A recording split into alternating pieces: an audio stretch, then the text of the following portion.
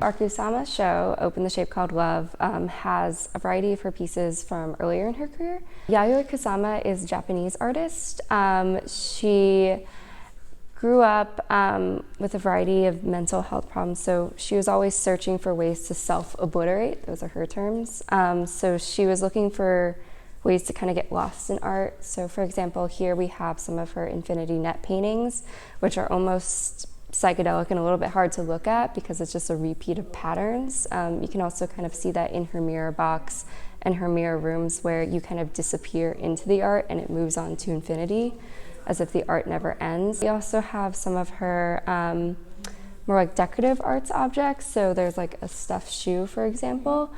I think it's a great way to see Kusama in a more intimate light, rather than, you know, one of her immersive experiences. But this has a great way of seeing more clearly her artistic process and how she got to this place where she is today.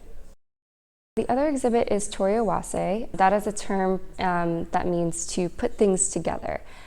So we have works in ceramic, as well as some oil and works on paper.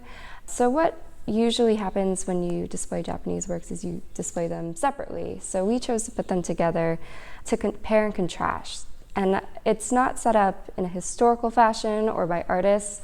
It's set up visually. So it's encouraging the viewer to really look between objects and find connections through form or color or shape. Things that people sometimes overlook when they go to an art museum and just focus on the label or who the artist is. The Peck collection was a generous gift by Dr. Sheldon Peck, and it features many different Dutch works on paper.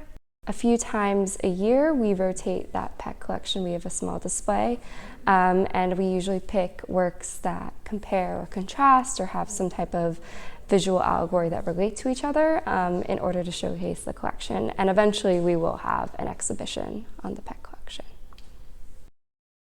Like most museums, while we have a lot on display of our collection, we also have a lot of works that aren't seen and that we rotate. We have approximately 16,000 to 17,000 works that we have stored here that will come on different rotations. For example, we will be reinstalling our Asian galleries in fall 2020, so some more works will be able to be seen then.